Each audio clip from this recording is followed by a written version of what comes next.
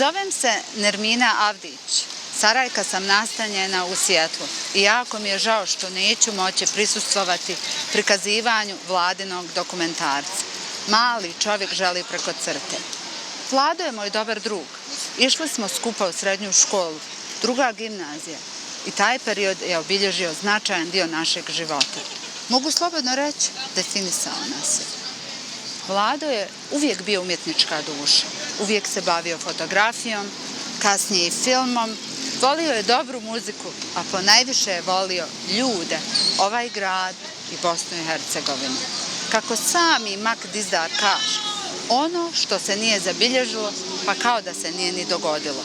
Zato je Vlado i snimio ovaj film. Mali čovjek želi preko crte je figurativna priča. Crta je ovdje simbol mentalne barijere, duševnog i mentalnog stanja 30 godina nakon rata u kojem se jedan Bosanac nalazi i zbog kojeg individualac ne vjeruje u snagu pojedinca i promjene. Zbog te mentalne kolektivne paralize ljudi čekaju na nekog drugog da napravi promjene i uvijek misle da to treba doći izvana. To je taj osjećaj nemoći. Ovim filmom Vlado želi probuditi i osvijestiti naše ljude da shvate da promjena počinje od samih njih i da je vrijeme konačno da se probude i počnu planirati vlastitu budućnost. Za svakog od vas imam jedan mali zadatak. Odaberite jednu malu, najmanju stvar koju ćete pokušati promijeniti nakon gledanja ovog filma. Da vas napomenem da promjena počinje od prvog koraka. Vjerujte u to, vjerujte u vašu individualnu moć. Želim vam ugodno gledanje i vidimo se opet ubrzo u našem voljenom gradu.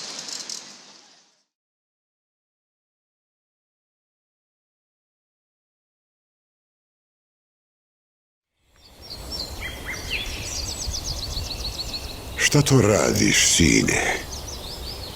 Sanjam, majko. Sanjam, majko, kako pjeva, a ti me pitaš u mome snu. Šta to činiš, sinko? O čemu u snu pjevaš, sine?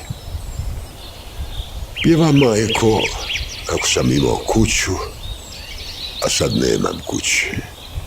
O tome pjevam, majko. Kako sam, majko, imao glas i jezik svoj imao, a sad ni glasa, ni jezika nema. Glasom koga nemam, u jeziku koga nemam, o kući koju nemam, ja pjevam pjesmu, majko.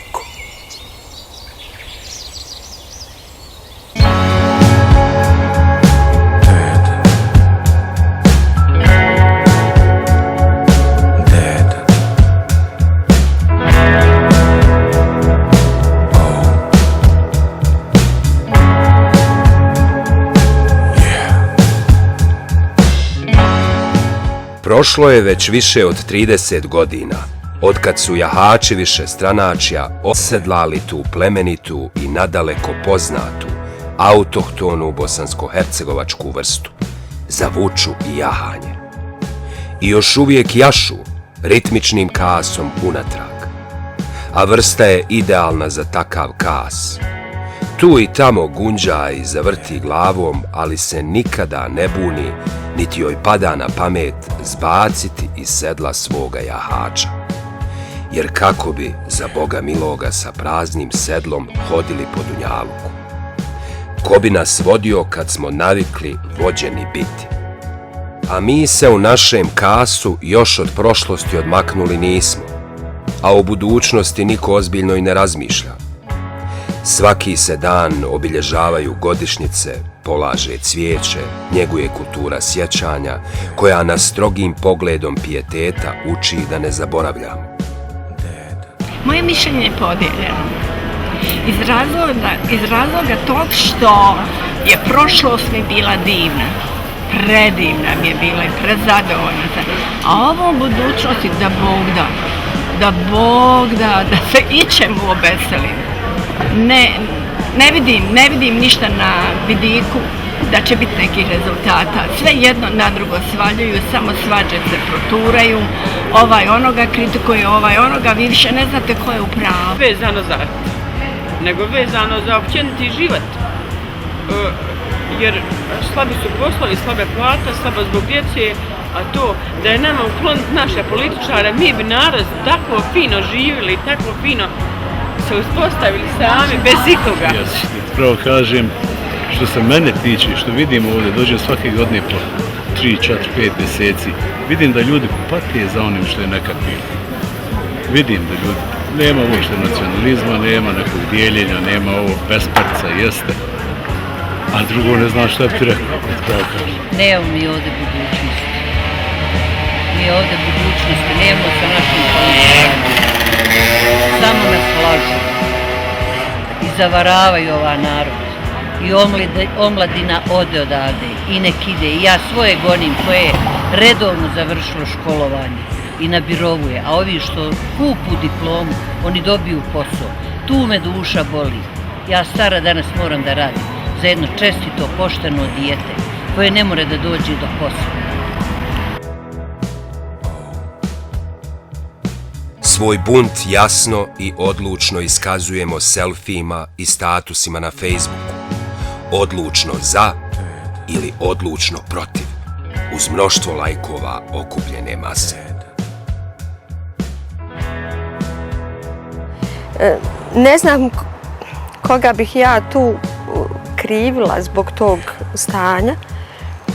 Da li to što mi kao roditelji nosimo tu traumu, da li činjenicu da se ovdje malo toga promijenilo u proteklih 30 godina, da li činjenicu da još uvijek, nažalost, političke partije djeluju na način da potenciraju upravo to što se desilo od 1992. do 1995. Što nismo spremni da se izvinemo jedni drugima, što nismo spremni da prihvatimo neke istorijske fakte i da kažemo da to je urađeno. U Srebrenici je bio genocid, evo sad se držim Srebrenice, na Kazanima se desilo da su ubijani sugrađani Sarajeva srpske nacionalnosti, mada ne sad da vučem neku paralelu, nego pričam o tome koliko smo spremni da budemo otvoreni jedni prema drugima.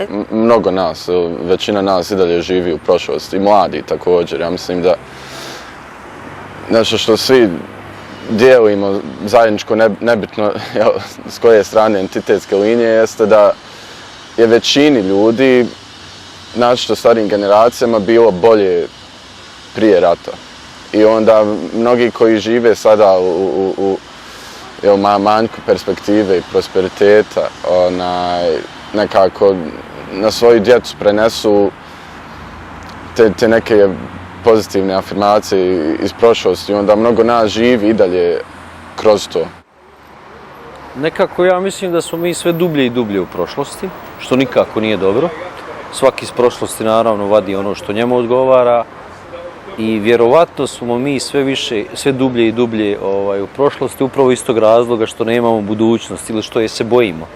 Tako da, a u stvari za sve je kriva politika, da tako kažem, koja nema ni jednu pozitivnu stvar koju je uradila. Čini mi se da sve ono što politika u Bosni i Hercegovini dotakne da u stvari uništi i imamo mala ostrva stvari, oni ljudski koji nije dotakla politika i koji još vrijede, a to su najvjerojatnije mladi ljudi koji razmišljaju o budućnosti. Nažalost, ja sam malo stariji, tako da mogu zvučati depresivno, ali radeći sa mladim ljudima mislim da u njima još ima malo budućnosti, ali bojim se da Bosna i Hercegovina nema tu snagu da te ljude zadrži, tako da će se nastaviti odlazak mladih ljudi. Znači, mi definitivno trebamo nešto radikalno mijenjati po pitanju pristupa mladim ljudima, moramo ulagati u njih.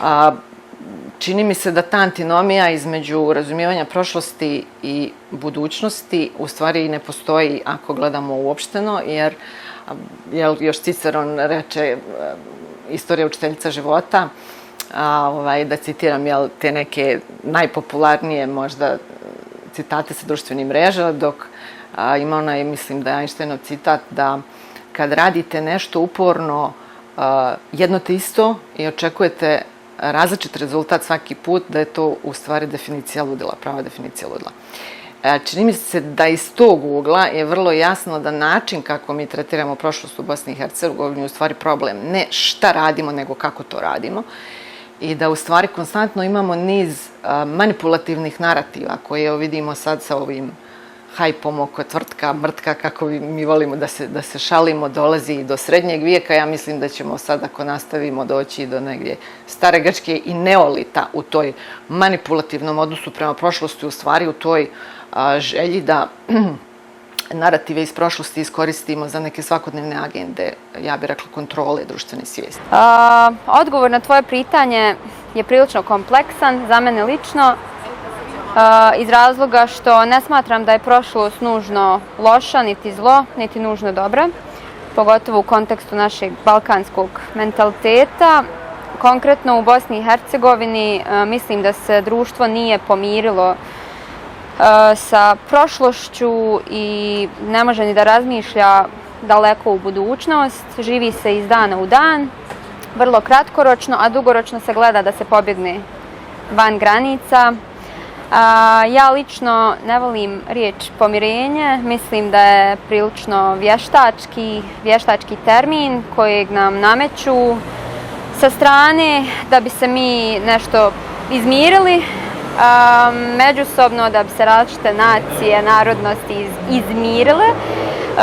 Lično ne smatram da treba da dođe do takvog pomirenja, nego jednostavno trebamo da prihvatimo stvari i pozitivne i negativne koji se dešavale i u bliskoj i u daljoj prošlosti, da pokušamo da se identifikujemo i da na neki način empatišemo jedni sa drugima, da imamo razumijevanje jedni prema drugima, jer bez tog jednostavno ne možemo uopće da gledamo u budućnost. A mi smo posebno zbog te političke ludosti, zbog rata koji je završio bez pobjednika. Sad svi imaju pravo na revizionizam i to je odvratno.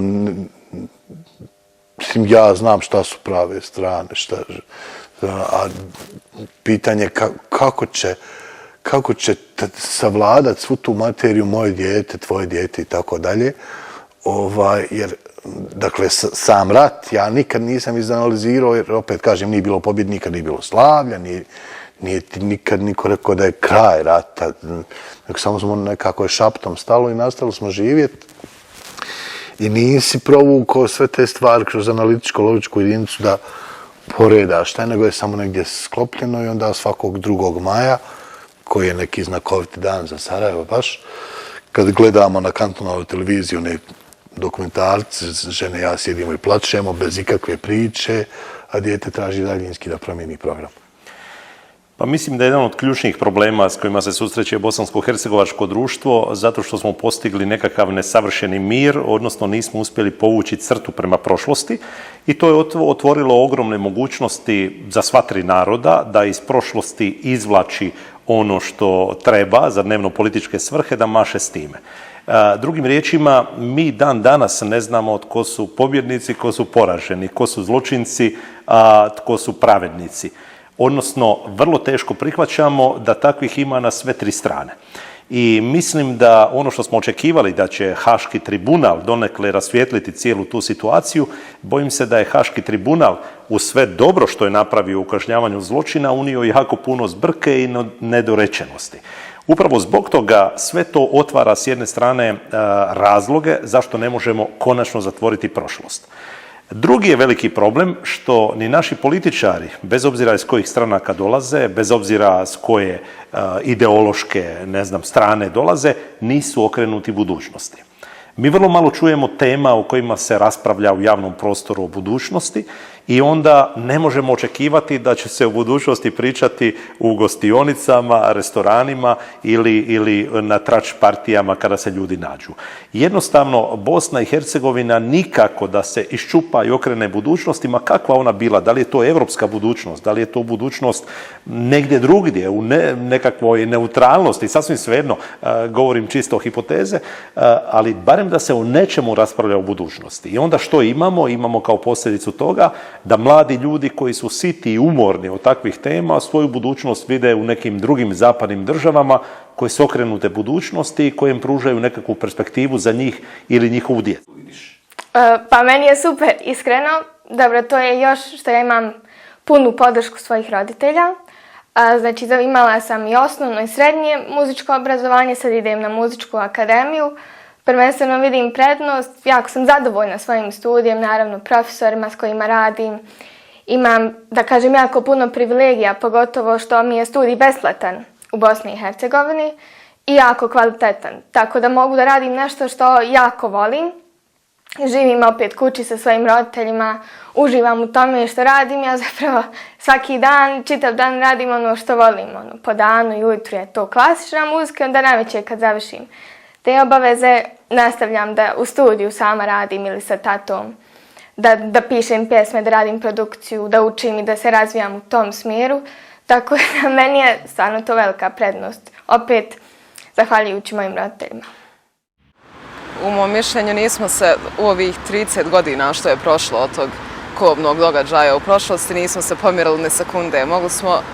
Jesmo se pomirili u smislu da smo obnovili neke zgrade i obnovila se evo i cesta i arhitektonski i uređeniji grad i sve, ali mentalitet se nije promijenio ni sekunde. I živimo u prošlosti u smislu da se obilježavaju ti datumi svake godine, što je okej, ne treba se zaboraviti to što se desilo u prošlosti, ali ne treba ni toliko bditi na tome što se desilo i biti toliko zatrovan tom nekom mržnjom iz prošlosti da ne daju ljudima slobodu da krenu jednostavno ka naprijed. Što je razumljivo u jednu ruku iz moje perspektive od ljudi koji su preživjeli to, koji su bili tu, ali mi nije razumljivo od moje, na primjer, generacije koja mi smo poslije 2000-te rođeni, mi nismo bili tu, hvala Bogu, ali sad kad roditelji to prenesu na svoju djecu, da ta djeca koja nemaju nikakvog kontakta s time, da oni počnu da prenose tu mržnju dalje između vršnjaka.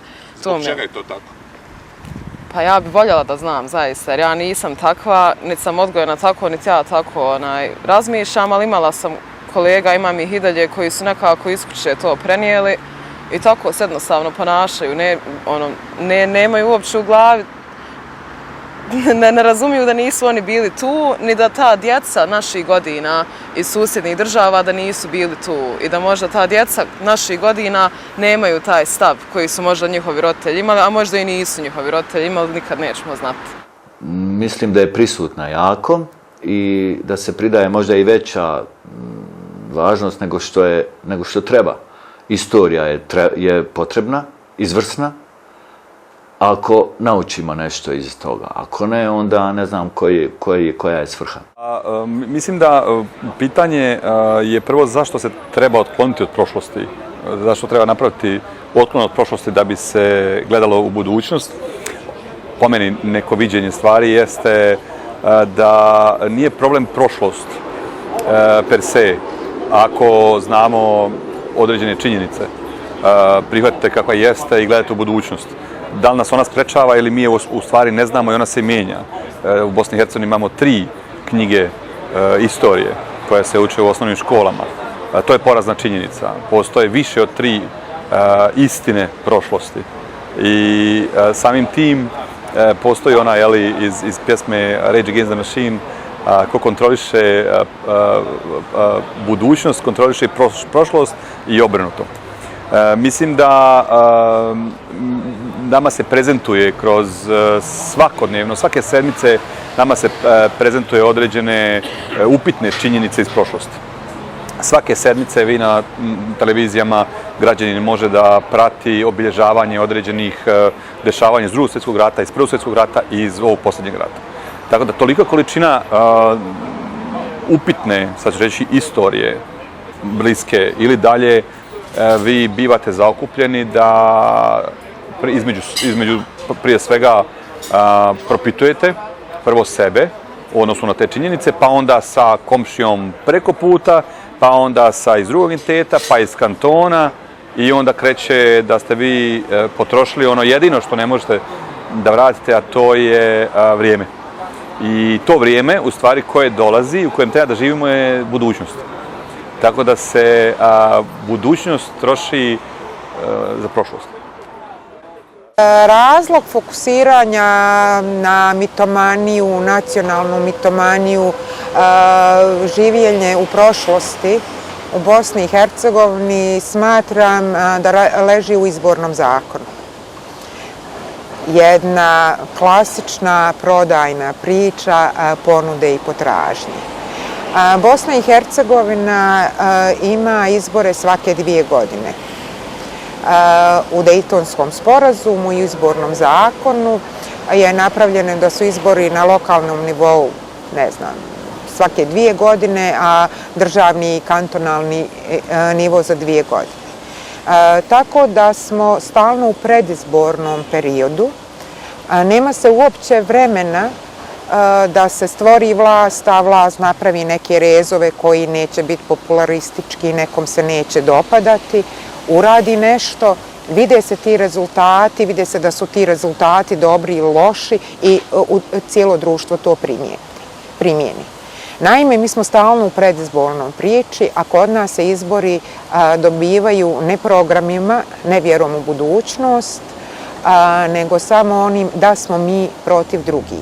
Nije sad do kapaciteta mozga koji se bavi prošlost, pa mi ne vidimo budućnost, nego nam politička situacija i medijski javni narativ ne da krenemo dalje, jer je sve revidiranje prošlosti, stalno. Kopanje po svemu šta je bilo, kako je bilo, stalno su neke godišnjice, stalno je nešto što te uznemirava, toliko je sadržaja, što igranih, što dokumentarnih, što arhivskih, koji se stalno vrte i stalno ti skidaju kraštu sa rane i baš je teško planirati nešto dalje, pogotovo što je poprilično ovdje nesigurno, opet ponavljam, politički, kad čine politički, onda i ekonomski. Države je sve manje, mislim da je države bilo 500 puta više 96. 2000. 2005. i onda nekako počinje sve dole. Sve smo nekako pogrešno napravili. Bojim se da je došlo do krivog srastanja i jako teško će se ovo popraviti, staviti na neke poštenije, pametnije, zdravije noge. Ako u prošlosti pristupamo iz ugla kritičkog mišljenja, ono nas puno može naučiti, naročito iz ugla da ne ponavljamo greške. Međutim, ako je pristupamo ovako kako mi to u Bosni radimo, gdje čini mi se dosta veliki dio populacije, političari sigurno jer od toga imaju korist, ali dosta veliki dio populacije nesvjesno, da kažem, prebiva u tom psihološkom Karpmanovom trouglu ugla žrtve, agresora i spasioca. I mi se konstantno zadnjih 30 godina vrtimo dokazujući ko je tu šta i često ne videći da iz ugla žrtve postajemo agresori jer namećemo neku agendu koja lomi nečije tuđe personalne granice, a ovi spasioci su toliko sigurni da imaju recept za sve to, da i oni ne vide da se u stvari svi mi vrtimo u tom trouglu, čak i neki ljudi koji sebe vole nazivati slobodnim intelektualcima ili umjetnicima, ja bih više nazvala kulturnim radnicima i tako dalje. Znači vidimo jednu proliferaciju totalnu agendi gdje svako kao ima ideju šta je ispravno, a u suštini niko ne izlazi iz tog začaranog dramskog kruga u odmak, neko kritičko mišljenje o tome što se desilo i nekakav odnos prema budućnosti koji je konstruktivan. Za prošlost je dovoljno sjećati se, ali budućnost se mora kreirati i preuzeti vlastita odgovornost za činjenje i nečinjenje. Čini se da zato još nismo spremni, ne umijemo, a možda niti ne želimo.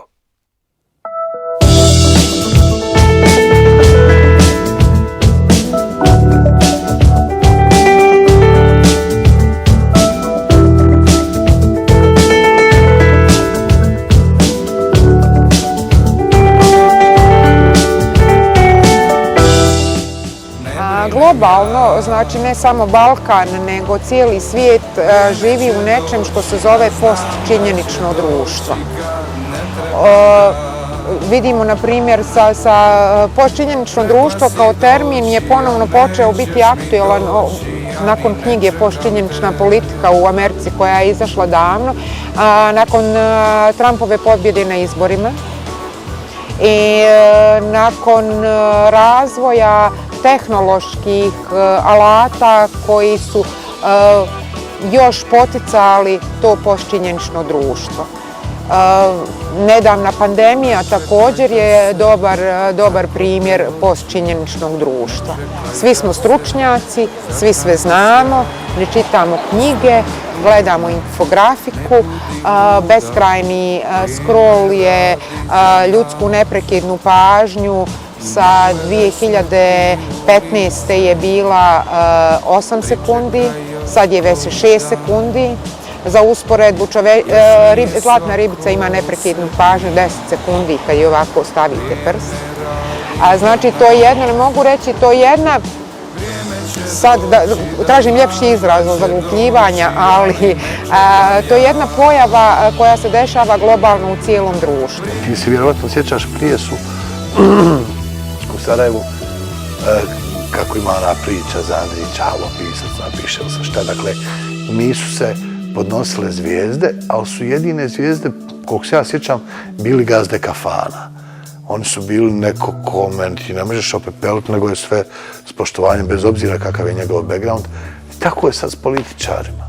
Svim privatno, pip, majku, ali kad ih vidiš kao sve okej. I napravili smo, sami smo nam nisu političari napravili zid oko sebe da su nedodirljivi, nego smo sami nekako štokholmski pomahnitel, ne znam, ulijenili se, ne znam na osnovu čega shvatili da ne možemo ništa napraviti, a možemo. Beograd kakav god da je, oni su 6-7 puta izlazi na ulice, mijenjali vlast, nagore svejedno, ali oni imaju tu neku vrstu građanske svijesti da masa nešto može promijeniti. Ovdje su posljednji protesti bili 14. Kad su neke budale zapalile opštinu, ja sam stavio plako tu, to je moje. Nemoj mi to raditi, dakle neko u moje ime zapali opštinu i neko onda još je rekao da su ti molotovljevi kokteli došli od strane jedne političke partije. Napravila se politizacija toga i neće niko da bude dio mase kom upravlja neko iz prikrajka, tako da su oni tim vještim spinom kupili sebi 20 godina mira na ulicama sigurno.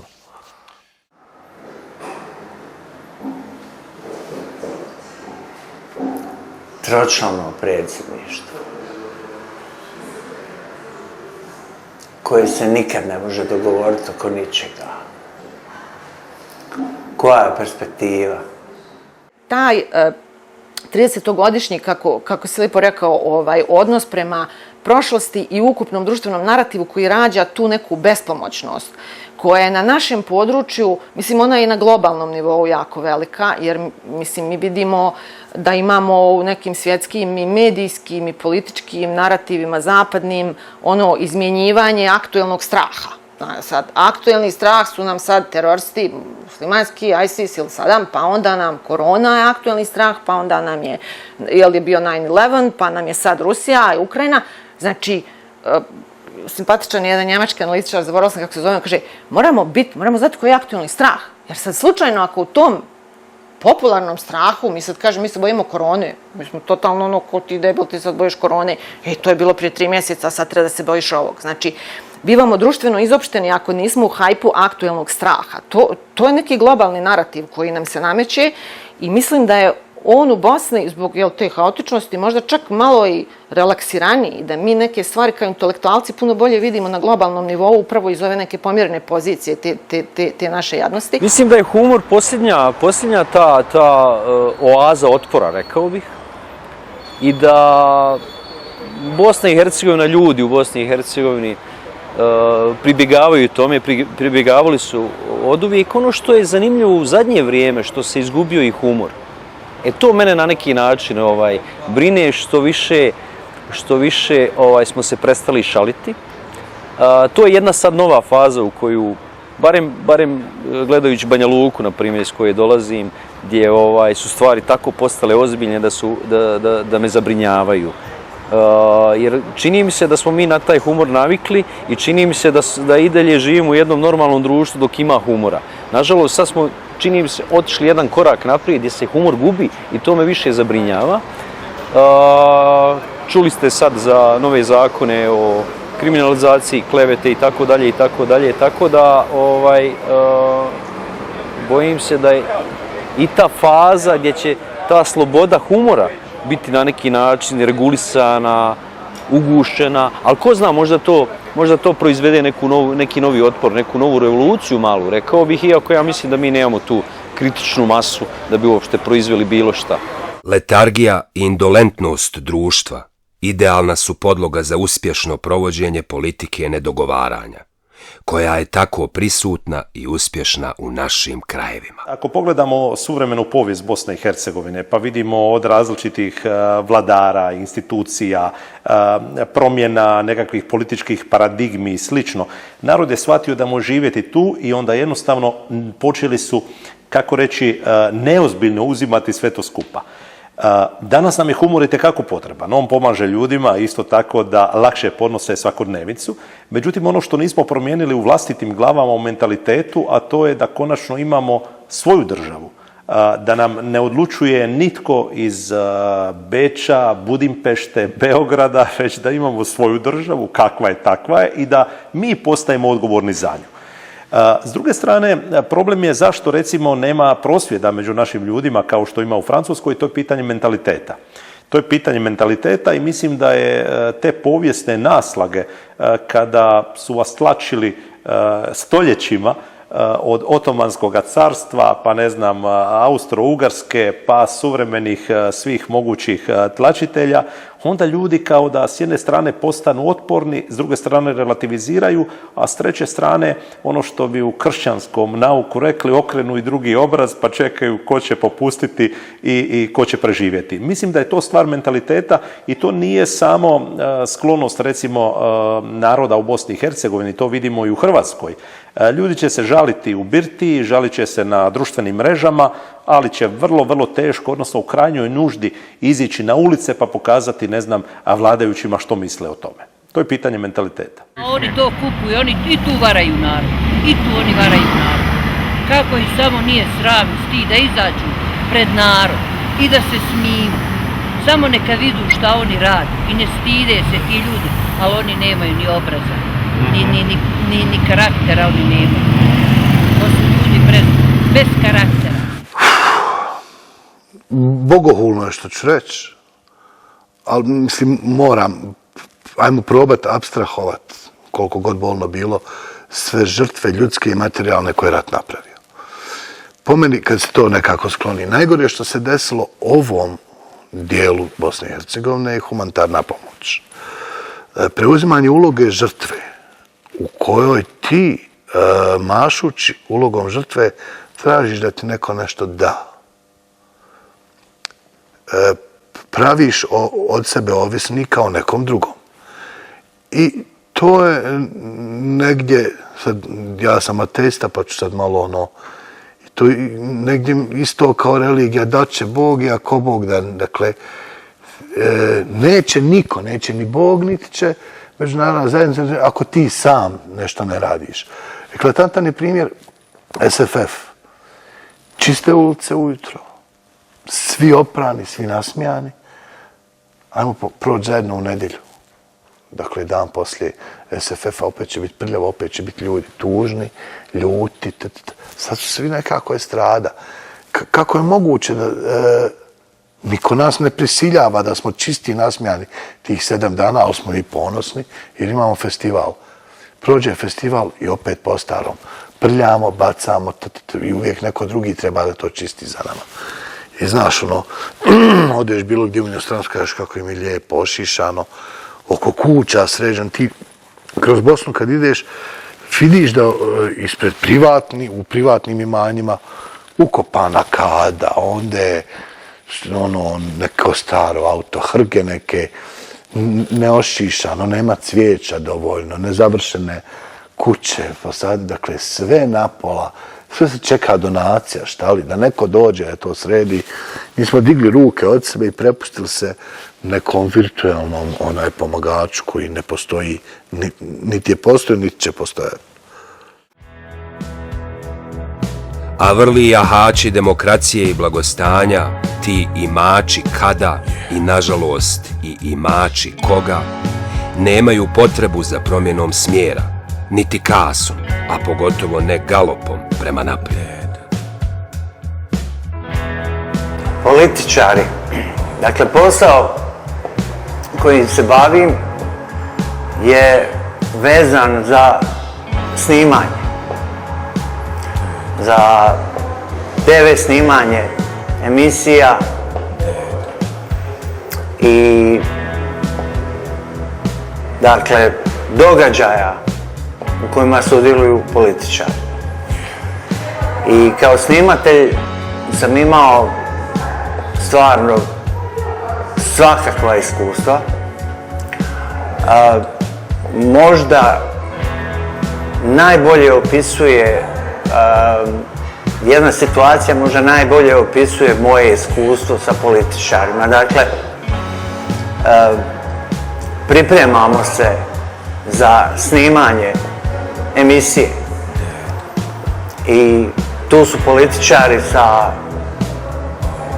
ne znam, ljevičari, desničari i tako dalje. Znači, razne stranke, razne perspektive. Prije početka samog snimanja, prije nego što se upali ona crvena lampica na kameri koja označava da smo u eteru,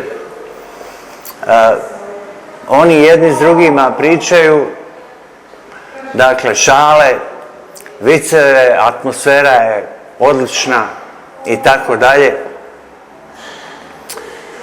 Da bi minutu prije početka snimanja neko iz studija dao znak da će se početi snimat, jedan od tih političara je rekao: čekajte sad se moramo smiriti, uzbiljite se sad se uzbiljite jer ćemo snimat. I kreće snimanje i naravno za vrijeme snimanja oni zauzimaju svoje pozicije i maksimalno se svađaju jedni s drugima i u sukobu su totalno mišljenja i sve drugačije. Dakle, snimanje se završava, gasi se kamere, gasi se rasvjeta. U tom trenutku oni ustaju i nastavljaju najnormalnije pričati kao da se ništa nije dogodilo i zapravo komentiraju kako je bila dobra emisija i kako misle da su dobro i kvalitetno odradili tu emisiju. I lijeni smo i jednostavno živimo drugačija doba, živimo individualno doba. Živimo doba bez poziva na akciju, stvarnu akciju nekog kolektiviteta. Znači moramo gledati iz koje pozicije govorimo. Živimo u digitalnom dobu gdje je jako brzo, gdje su ljudi individualni, gdje je važno zadovoljiti svoje potrebe. Nadindividualna priča, altruizam, empatija, činjenica je da je sve manje u svakodnevnom društvu i da se ona javlja dosta sporadično i čak bude jaka vijest ako je neko nekom nešto pomogao ili uradio za dobrobit zajednice. Stara bosanska, ima li mene tu IMT, pogotovo što samo društvo koje je ekonomski siromašno ne daje neku mogućnost da se bavimo nekim potrebama višeg reda. Jer u Bosni i Hercegovini nije nikad potpunosti zadovoljena potreba za sigurnošću. Znači, za onom stvarnom sigurnošću, da ste sigurni da je sve u redu, odnosno da vam zdravstveni sustav radi, a ako nije zadovoljena potreba za sigurnošću, onda je teško zadovoljavati neke altruističke potrebe. Pa nama je predstavljeno, ako se ne varam, kroz ove čitave političke procese na prostoru Balkana, da političari kreiraju budućnost. Je li tako? Znači, objašnjeno je kroz različite procese demokratizacije društva na prostoru Zapadnog Balkana, bivše Jugoslavije, da je dovoljno da vi glasate u 1426 dana, ako se ne varam, da je dovoljno da iskoristite vaših demokratskih 15 minuta i da će naredni 4 godine, u stvari, vi ne treba da se brinete o budućnosti. Naprotiv, onih 15 minuta možda ste se zeznuli. I narednih 1425-26 dana, ne mogu sad sjeti tačno broja, vi u stvari treba da kontrolišete šta vam se dešava sa budućnosti. Vi treba aktivno da učestvujete u izgradnji vaše budućnosti, kako ove vaše lične, da li kroz posao, da li kroz porodicu, obrazovanje ili bilo šta drugo, ali su tako praćenje političkih procesa. Da li to na lokalnom nivou, nažalost, kantonalnom nivou, entitetskom nivou i državnom nivou.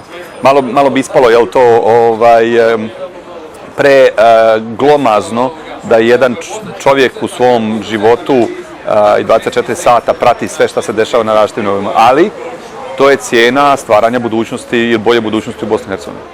Safety zona je dobra i biti neko vrijeme tu je super stvar. Znači malo da, ako trebaš da predahneš ili ako trenutno nemaš neku ideju da smisliš šta treba raditi dalje, ali ne predugo zadržavati se tu jer onda nastaje neaktivnost, ljenost i kako bi rekao, negativna energija tu počne da vlada, malo da se skuplja, što duže traje, pokriva nas. I osjećaj je potreban slušati svoj osjećaj unutra. Pa nema veze čak i ako te možda u tom momentu odvede na neku drugu stranu od one koju si namjeravao.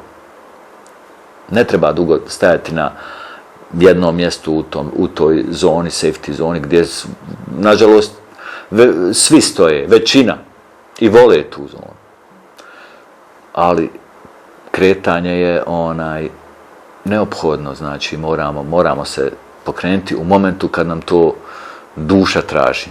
Jeste da smo u istoj državi, da je ta granica, taj zid da je izmišljen, metaforički, ali nije.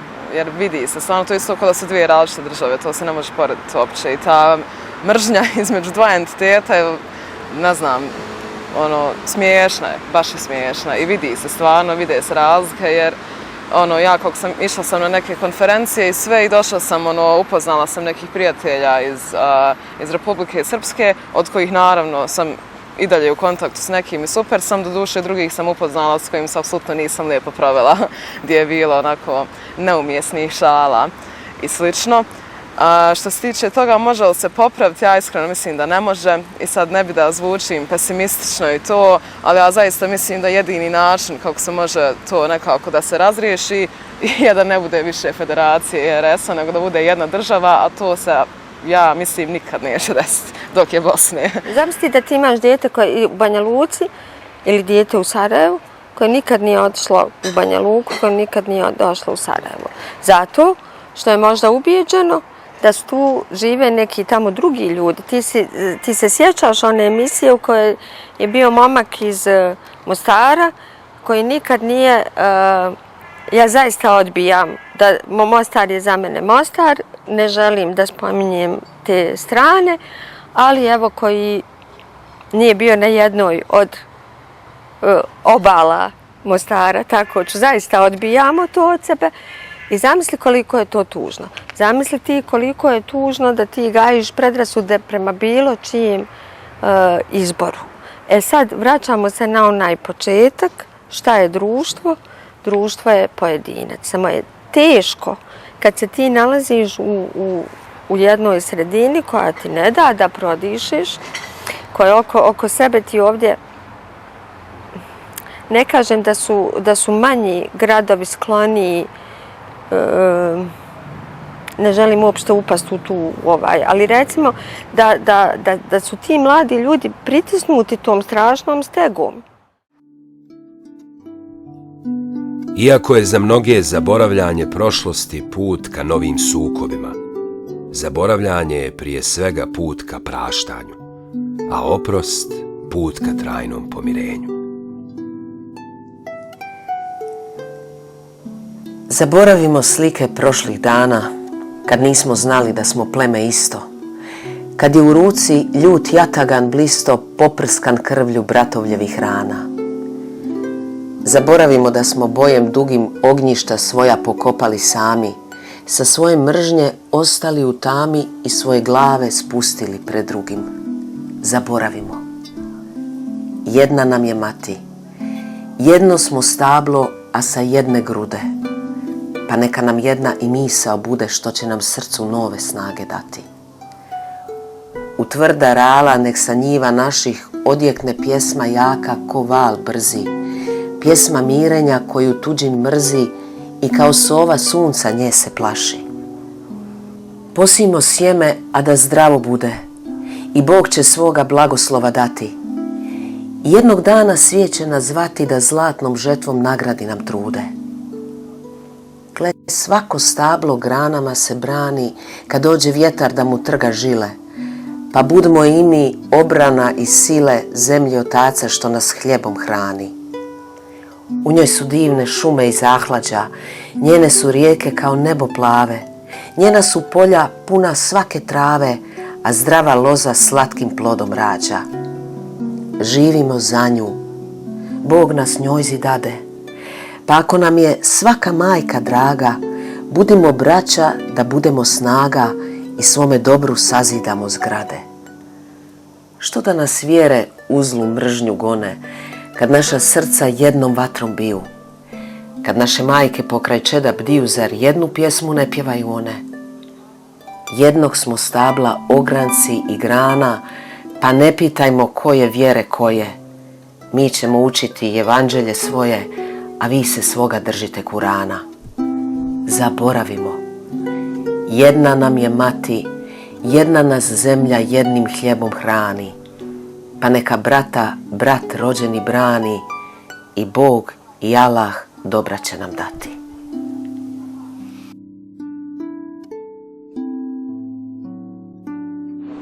Vrlo rijetko je kad mi djelujemo nešto u zaštiti životne sredine, prenese neki nezavisni mediji, ali neće mas mediji prenijeti da u Bosni i Hercegovini se desilo nešto pozitivno, poznato i slično. Znači to je smanjeno, na neki način drži se Zapadni Balkan kao oni tamo divljaci, Balkanci i slično. Međutim, mislim da u tom nekom generalnom geopolitičkom smislu moramo malo razbiti taj stereotip da su političari slika naroda, jer ne zaboravimo. Na izbore izlazi jedva 50,01%. Lažiraju se izbori u Bosni i Hercegovini. I bivaju izabrani trenutni lideri zadnjih 20-30 godina sa 22-23% oni koji glasaju. To nije većina. Ja smatram, moje lično uvjerenje kroz putovanje kroz čitavu Bosnu i Hercegovinu, razgovor s ljudima, da su naši ljudi izuzetno dobri, da su dobar narod, da su lakovjeran narod, i da će ono gdje se prepozna ta neka isto, da kažem, dobrota, gostoprimljivost i deljenje parča hljeba, ono što imaju u kući. Tako da ne može takav čovjek biti pokvaren. Međutim, ako biva zeznut, da tako kažem, kroz godine, on pokušava kroz raznorazna uređenja također da sistem prevari. As we hear the national anthem of Bosnia and Herzegovina.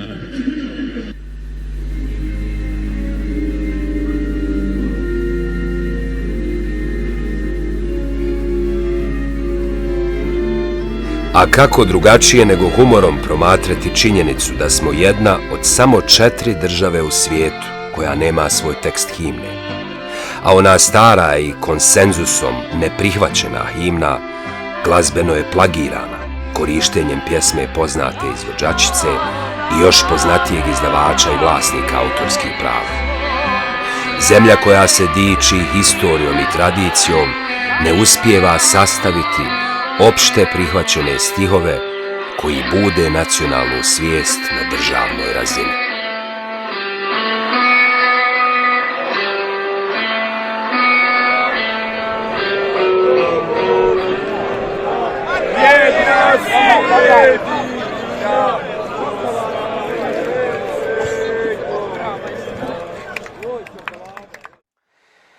Pa mislim da je jedan od razloga zašto Bosna i Hercegovina nema riječi himne poput svih normalnih drugih država je ta jedna isključivost.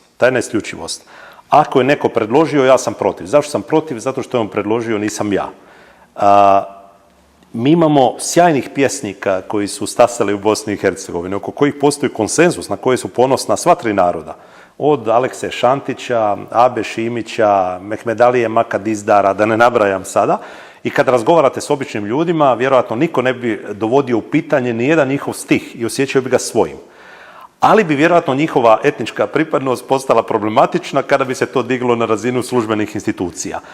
I tu je ključni problem Bosne i Hercegovine, a to je što nedostaje nam te jedne inkluzivnosti, te jedne otvorenosti, tog jednog priznanja da je nešto zajedničko.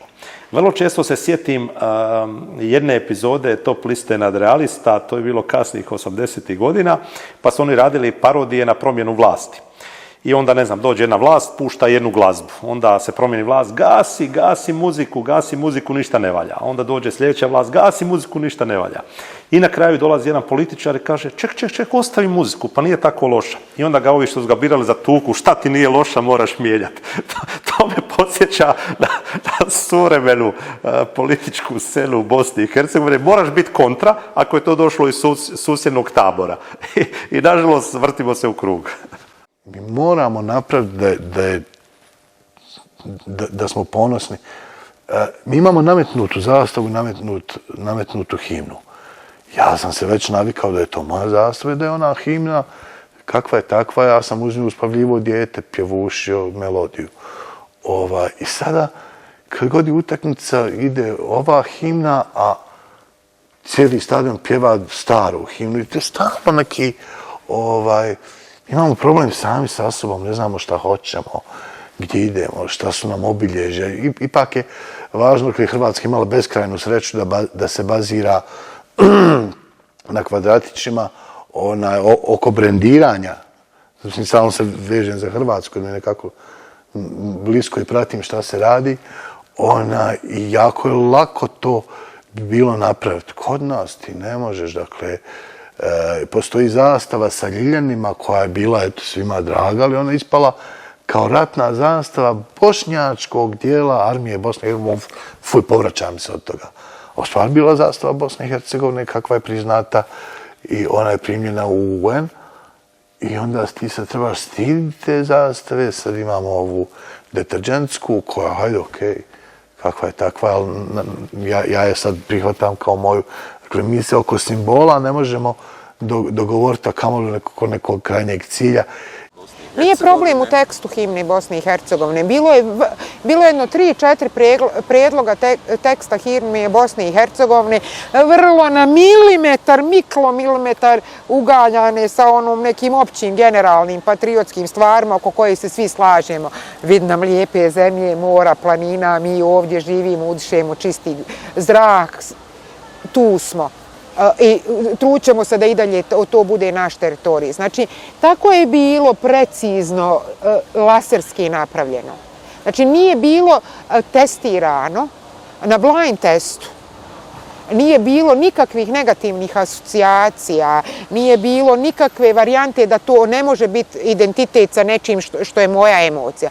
Čim je rečeno da to treba da bude himna države Bosne i Hercegovine, apsolutno je percepcija promijenjena. Ja krenuo da kažem da sam provela malu anketu na ručku kod mame, gde je bila prisutna moja sestra koja je okružni tužilac tu u Banja Luci i sin koji ide da studira u Beču tu geografiju.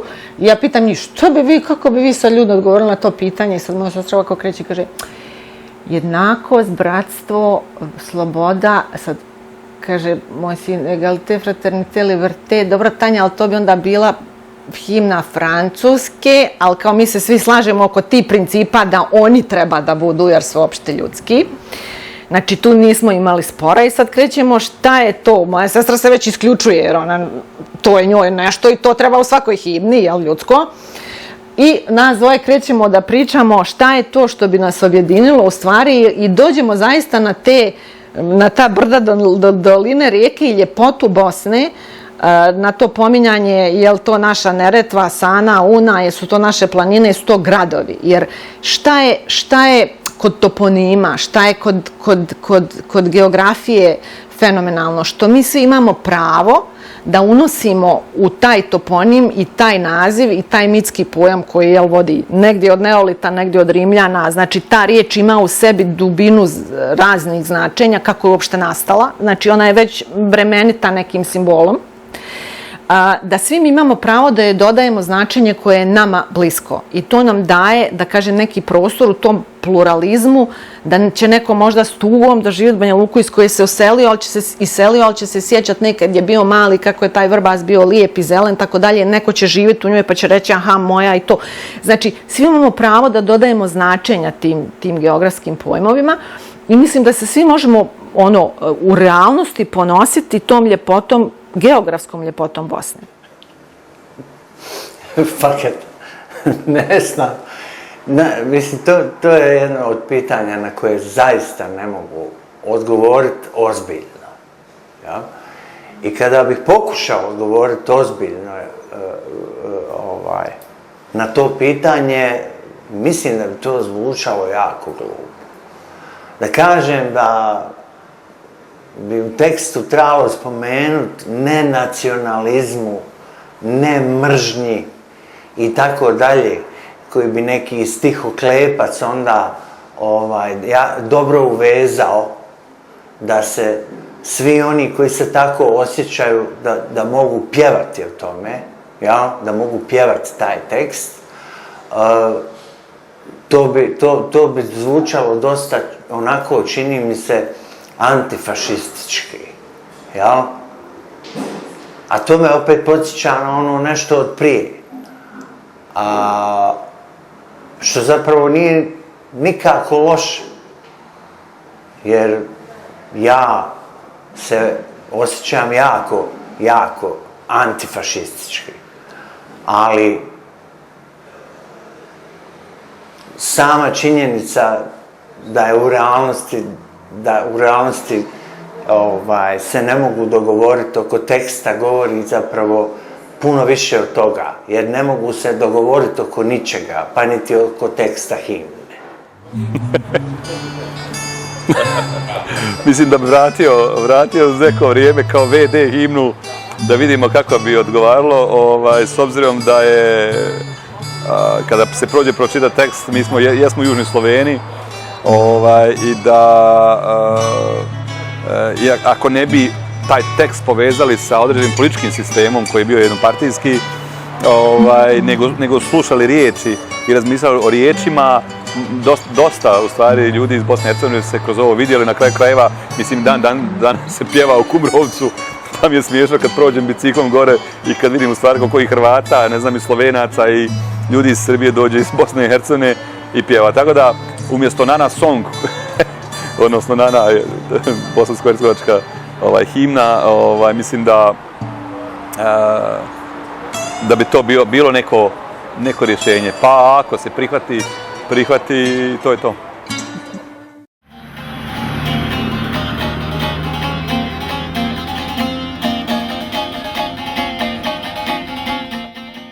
Da li je moguće pomiriti etnicitet, odnosno pripadnost naciji, sa pripadnošću državi, odnosno nacionalnoj svijesti na državnoj razini, ili pak jedno isključuje drugo?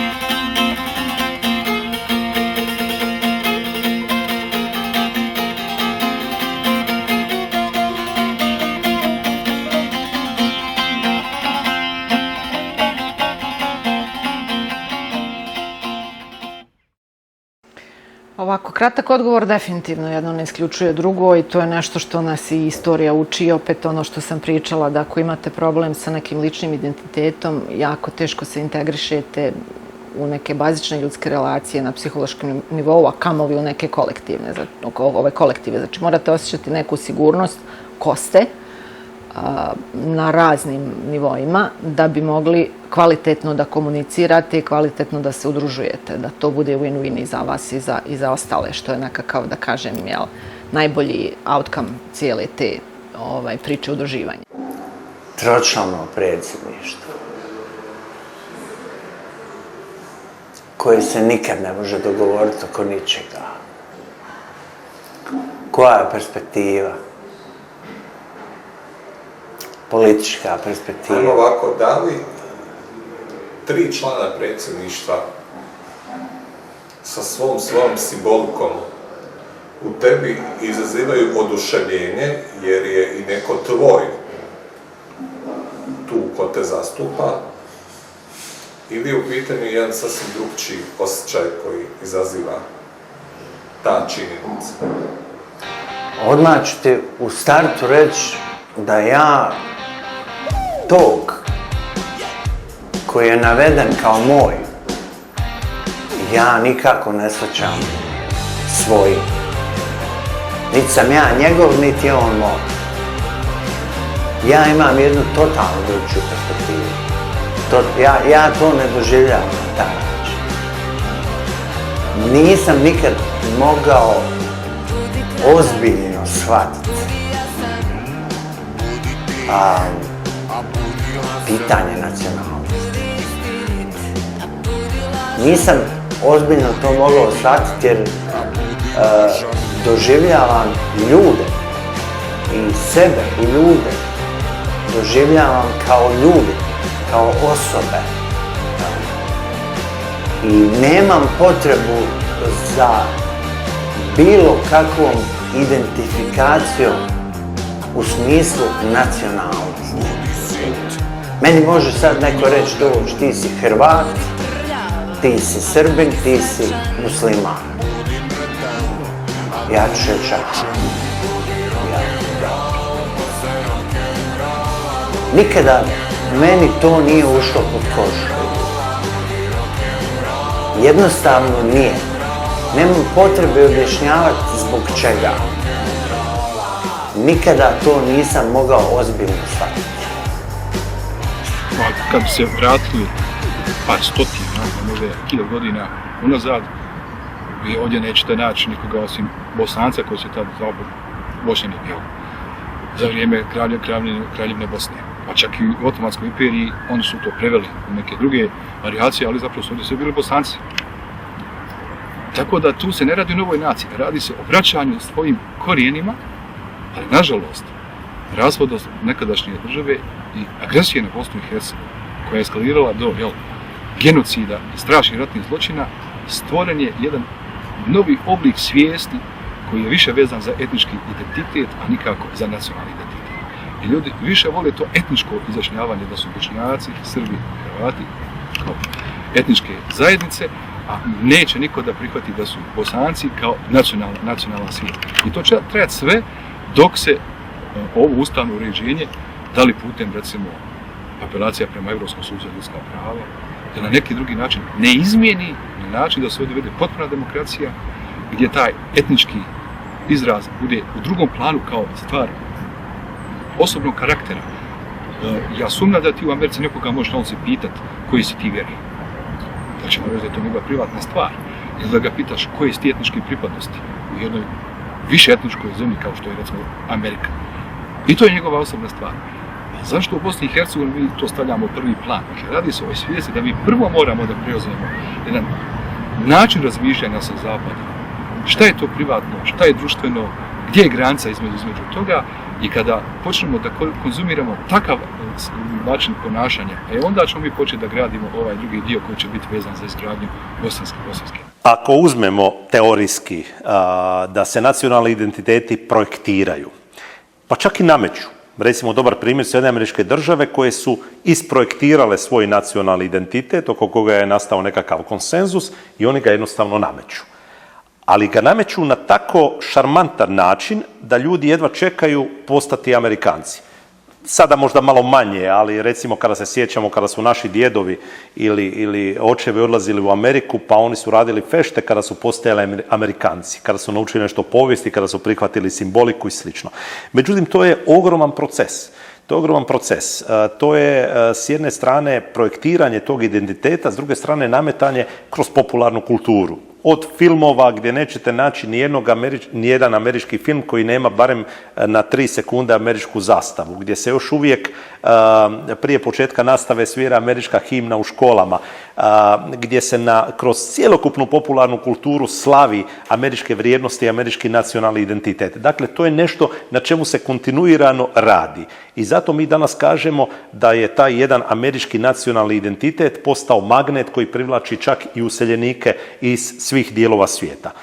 Isto tako imamo i bližih primjera, recimo jedna Švicarska ili jedna Belgija, gdje imamo različite etničke skupine koje svatko ima svoj identitet, njeguje svoj jezik, svoju kulturu, svoje običaje, svoju tradiciju, ali su dovoljno otvoreni da grade taj zajednički identitet.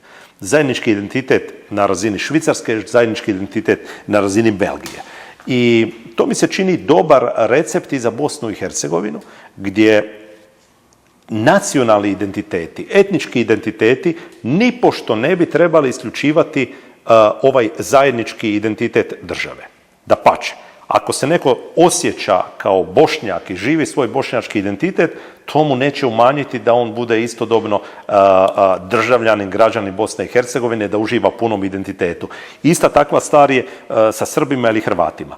Ima pristupa koji kažu da se netko mora odreći svoga nacionalnog identiteta kako bi zaživio nacionalni identitet. Ja smatram da to nije nužno. Dapače, ja tu razmišljam o takozvanim preklapajućim identitetima i ako se neko punim plućima diše svoje hrvatstvo ili svoje srpstvo ili svoje bošnjaštvo, on će daleko lakše prihvatiti zajednički identitet. Ako se on osjeća ugroženim, da mu neko koči njegov jezik, njegovu kulturu, da on ne može se izjasniti ko je što je, onda će on zazirati prema onom zajedničkom identitetu. I zato je po meni možda daleko prikladniji ovaj moment koji recimo ima jedna Švicarska, gdje se savršeno dobro zna šta je zajednički švicarski identitet, koji je toliko jak da je Švicarska kao država po svome identitetu i imidžu vrijednosti brenda među top 10 država svijeta. Ali s druge strane, prošetajte malo po Švicarskoj pa ćete vidjeti kako talijanska zajednica slavi svoj jezik, svoju kulturu, ne znam, Njemačka njemački jezik ili Francuska svoj francuski jezik. Jedno ne isključuje drugo. Da li bi moglo biti bolje i na koji način bi to mogli ostvariti? Pitanje je za $1 milion. 30 godina ne samo da tapkamo u mjestu, već tapkamo unatrag. Ti misliš da drugi su bolji, a najbolji su... Pa, možda je otklon od prošlosti taj što sam ja poprilično senilan. Moje dijete se užasno nervira kad me pita nešto. Sjećaš ti kad si bio tad mali? Ja se, evo, dakle, ovdje je škola u kojoj smo išli ti, ja 8 godina. Ja nemam taj neki osjećaj. Rijetko čega se sjećam. A ono što me okreće ka budućnosti je sin moj i dakle svu svoju snagu usmjeravam u njegov što lakši život. I onda je najveći, pored svega što nam prave političari, to uvijek ponavljam, najveće zlo je što ću ja smatrati svojim životnim neuspjehom i padom ako ne uspijem otjerati dijete negdje vani i da ga onda tužno gledam preko Skype-a sa unucima čudnog imena koje ne znam izgovoriti. Dakle, to je nešto čemu težim, nažalost sad se ježim. Dakle, sistem i ovo sve u čemu živimo te tjera da otjeraš dijete od sebe koje gajiš, čuvaš najljepše u vati i to je najveće zlo i najveći užas ovog podneblja. Pa dobro, sad, ja mislim, iz neke nerealne perspektive, ja volio da nikad nije bilo rata i da nemamo trenutnih podjela koje imamo, ali sad, tu gdje jesmo, ja mislim, najviše što je promijenio jeste te neke vođe koje imamo danas, znači političke i vjerske i društvene koji su neadekvatni zato što nama treba. Nekako. Adekvatni su zato da ostanemo gdje jesmo. Zato super, ali za nekako kretanje prema naprijed, ka nekoj budućnosti za nas sviju, oni nisu ti. Tako da bi to promijenio. Evo ja ću ti reći šta ja želim. Ja želim budućnost. Moje sjećanje mi može biti samo dobra podloga za bolju budućnost. Ja želim da razgovaram, ja želim da lijepo živim, ja želim da putujem, ja ne želim da pričamo o nacionalizmu, ja ne želim da se dijelimo zato što se drugačije zovemo. Ja ne želim da mrzimo jedne druge, ja to želim. Koliko je nas takvih, ne znam. Nije to tako jednostavno pitanje integracije ili dezintegracije. Upravo zato zbog ovih nekih manipulativnih narativa koji pod plaštom integracije totalne žele da nametnu nešto što možda nije u ovom istorijskom momentu realno. Šta hoću reći? Nekakvi modeli kojima Bosna i Hercegovina treba težiti postoje u Evropi, evo ne trebamo ići negdje daleko. Je li to švajcarski model, belgijski model i tako dalje. Međutim, ono što mi, znači 30 godina nam prođe, a nismo pokušali da formiramo ni bazu takvog nekog narativa. Zašto? Zato što smo konstantno u onom trouglu gdje određujemo ko je žrtva, ko je agresor i tako dalje. Ne izdižemo se do tačke da kažemo ok, sad se poštujemo i da vidimo šta je to što nas na nivou Bosne i Hercegovine sve karakteriše. Meni je simpatično, pričala sam recimo s mojim sinom koji kaže ajmo sad dezintegraciju po onom Hercegovac, Srednja Bosna, Krajišnik, jer čini mi se da više ljudi imaju zajedničkih karakteristika mentaliteta, zato što su iz Hercegovine bili Srbi, Hrvati ili Muslimani, ili neki iz Krajine, nego po tome šta su nominalno po nacionalnosti. Znači da taj neki pluralizam, te ljepote svih različitosti koji ovdje postoji još raslojimo dok ljudi ne vide da je to u suštini ljepota koja nas ne opstruiše, da radimo i funkcionišemo zajedno i da krenemo da realno sagledamo bez, da kažem, nametanja odozgo rješenja koja su neprihvatljiva bilo kojoj grupaciji, koju bilo koja grupacija, bilo nacionalna, bilo entitetska, bilo džender, bilo esnafska, profesionalna, politička, shvata kao napad na svoju egzistenciju i automatski ulazi u neki onaj reaktivni mod traume gdje imamo agresiju. Znači da to ne radimo, da probamo naći narativ koji nas spaja i da na osnovu toga u suštini gradimo nešto što je geografska svijest ovog prostora. Ono što kronično fali i u Hrvatskoj, u cijeloj ovoj regiji, a sad govorimo o Bosni i Hercegovini, jeste perspektiva, svrha. Šta ću ja ovdje? Šta ja ovdje mogu? Šta moja djeca ovdje mogu postići? Dakle, prva i zadnja stvar po meni jeste smisao. A smisao jeste neka perspektiva. Nešto bolje.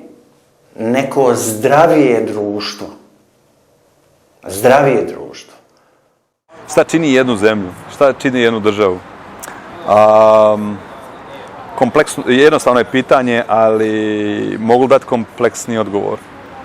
Dobro. Kao teritorija ostaje nepromijenjeno u svojim granicama, avnojevskim granicama i slično. Kao političko uređenje ostaje manje više nepromijenjeno. Da li će se desiti treći entitet ili neće, to je pitanje de jure, pošto de facto već postoji, ali jako je teško priznati da postoji treći entitet, odnosno 3 kantona sa većinskim, hrvatskim stanovništvom, imamo 7 kantona sa većinskim bošnjačkim stanovništvom, imamo Republiku Srpsku sa većinskim srpskim stanovništvom. No, ni to ne bi trebao biti problem ukoliko u njima vlada prosperitet. Ne bi trebao biti ukoliko po ustavima Republike Srpske, Bosne i Hercegovine, Federacije, vi imate pravo jednako kao svi ostali. To znači da se izbrišu granice između toga ako ja želim da se ne deklarišem kao, Hrvat ili Srbin ili Bošnjak, a da mogu imati i da ostvarim ista prava kao i vi.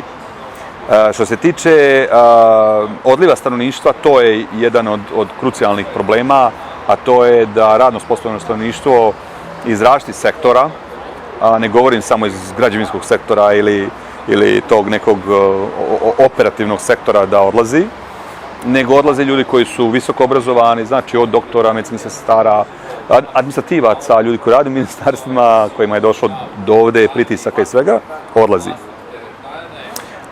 Postavlja se pitanje šta je država sa, ne znam, sa 2,5 milijuna stanovnika, šta će biti sa 1,5 milijuna stanovnika.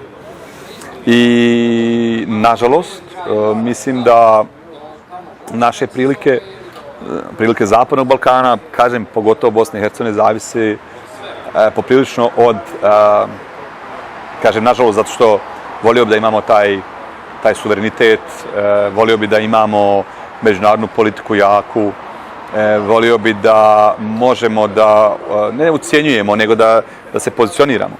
Ali mislim da prisutne sile, uglavnom zapadne, iako se koketira često da su to i, ne znam, istočne neke sile, ali u zavisnosti šta su planirali sa Bosnom i Hercegovinom. Mislim, moram biti iskren da taj dio procesa u kojem mi učestvujemo kao predstavnici nekih političkih procesa, da li kroz izbore, da li kroz djelovanje, kroz udruženje, često igramo uloge u već postavljenoj predstavi. Tako da tu pokušavamo da izbijemo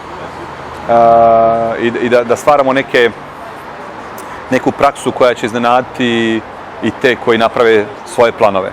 Da li će to biti ekstrakcija šume, vode, ruda iz Bosne i Hercegovine, pošto ljudi već se vade i čupaju iz Bosne i Hercegovine.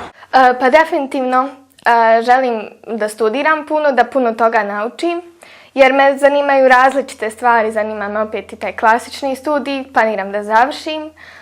Zanima me filmska muzika jako, to ima super master programa. Opet želim i da pravim albume svoje pop ili neke alternativne pop muzike.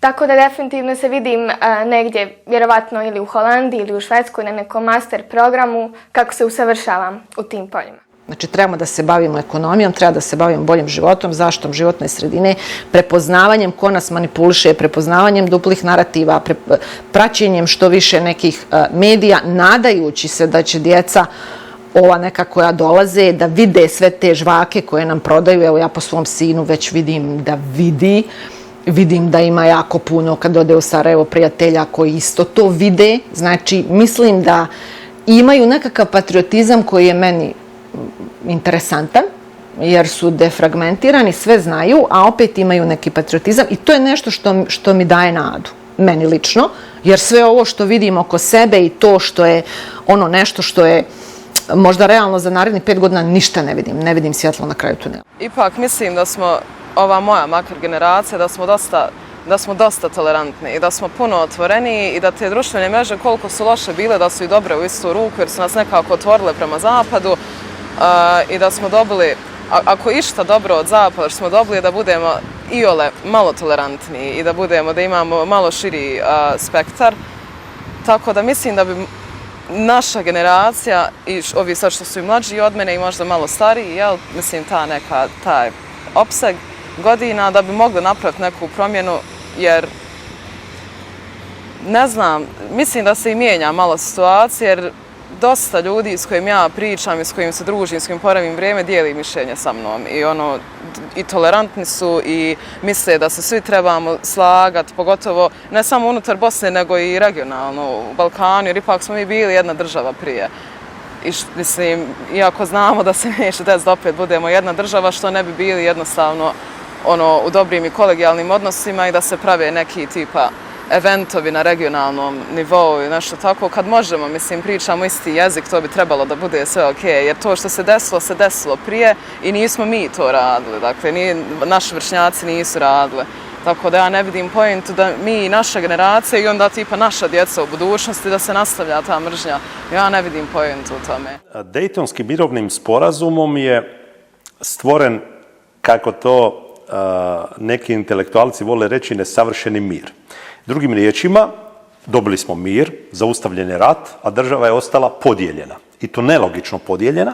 Dakle, ako taj Daytonski mirovni sporazum priznaje da postoje 3 konstitutivna naroda, a onda kažu postoje 2 entiteta, oni koji su najodgovorniji za rat u Bosni i Hercegovinu dobiju pola države i zapravo sa prilično puno ovlasti nekakve kvazi državnosti. I ako nemate u međuvremenu ništa bolje, a prema nekakvim zapisima koji su dostupni o Daytonu, smatralo se da je Dayton privremeno rješenje koje će osigurati mir i omogućiti da se ponovo svi sjednu zajedno sa međunarodnom zajednicom i naprave jednu funkcionalnu državu. Pošto smo ostali na Daytonu, u međuvremenu nitko nije se ozbiljnije pozabavio Bosnom i Hercegovinom, mi imamo prilično nefunkcionalnu državu. E sada, oni kojima ide na ruku ovakva situacija, naravno da će postati najčvršći čuvari Daytona. Oni koji su u međuvremenu dobili više na svojim pozicijama, htjeli bi mijenjati. E sad je pitanje tko je u međunarodnoj zajednici dovoljno spreman otvoriti tu Pandorinu kutiju i mijenjati. Svima nam je jasno da se nešto mora promijeniti. Ali sve američke države koji su bile jamac mira u Bosni i Hercegovini, ajmo to reći banalno, imaju pametnijeg posla, imaju i domaćih problema i pitanje je kada će njima Bosna i Hercegovina doći na dnevni red. Europska unija koja ima kakve takve poluge moći, pokušava pacifizirati, pa vidimo da su to male korekcije koje nametnu preko visokog predstavnika da bi svi bili zadovoljni i slično. Međutim, niti Europska unija nema jednostavno mandat da napravi nekakvo radikalnije rješenje. Prema tome, kada je u pitanju nekakva radikalnija promjena i preslagivanje što se tiče međunarodne zajednice, nisam neki veliki optimist. I mislim da svi oni vraćaju lopticu na svijest domaćih političara i nadaju se da će u jednome trenutku na sve 3 strane se naći kakvi takvi normalni političari koji će reći gle ovako više ne ide, mi ćemo napraviti ustupak ovdje, napravite vi ustupak tamo i pritom ne treba ići na radikalne poteze ili građanska država gdje ćemo izbrisati sve granice ili ne znam 3 entiteta. Mislim da se tu može napraviti daleko blažih kompromisnih rješenja gdje će svaki narod se osjećati zaštićen u svojoj konstitutivnosti, a s druge strane da profunkcionira konačno država, da ne bude toliko rasjepkana na nefunkcionalne dijelove.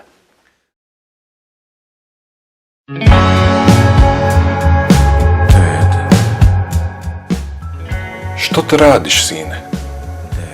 Sanjam, majko. Sanjam kako pjevam, a ti me u snu pitaš što to činiš, sinko. O čemu u snu pjevaš, sine? Sanjam, majko, multietničku državu, bez jednonacionalnih entiteta. Zemlju sa grbom i zastavom kojom se svi ponose. Zemlju u kojoj samo jedan predsjedava za sve. Zemlju ravnopravnih, vrijednih i odgovornih ljudi. I pune stadione u Banja Luci, na Koševu, pod bijelim brijegom sanja. I himnu koju cijeli stadion pjeva. Zemlju koja pobjeđuje i hrabro naprijed kroči. O tome pjeva majko. U zemlju koju gradim, jezikom kojim govorim, o domu svom kog imam i narodima koje volim. Ja pjevam ovu pjesmu, majko. Stvarne i korijenite promjene traže prije svega nove politike i njihovo uspješno provođenje, kao i uspješno provođenje donesenih zakona. Nove politike ne možemo očekivati od starih imača kada, odnosno imača koga. Nove politike traže i nove ljude, a njih nažalost još uvijek nema na političkom obzoru bosansko-hercegovačkog društva. Nove politike traže radikalan pristup, a njemu nisu skloni niti aktivisti civilnog društva, niti umjetnici, kulturni radnici, mladi političari, niti istinski domoljubi. Nove politike traže preustroj države, na putu od mirovnog sporazuma do novog ustava i društvenog uređenja, ravnopravnost svih pred zakonom u pravima i obavezama, funkcionalnost države sa jednakim biračkim pravom, jednakim mogućnostima za školovanje i zapošljavanje, Migracija koja će osigurati naseljavanje opustošenih krajeva i dati priliku svakome ko želi da živi tamo gdje odabere bolji život. Zemlju koju će svako cijeniti i smatrati svojom, a i voljeti. Možda misliš da sam sanjar koji u Orahovoj ljusci izaziva more, no znaj da nisam jedini. Možda ćeš nam se pridružiti jednog dana, a Bosna i Hercegovina biti kao jedna i jedina. Žica mi bodljikava, zašta smo se borili, da se ne zaboravi.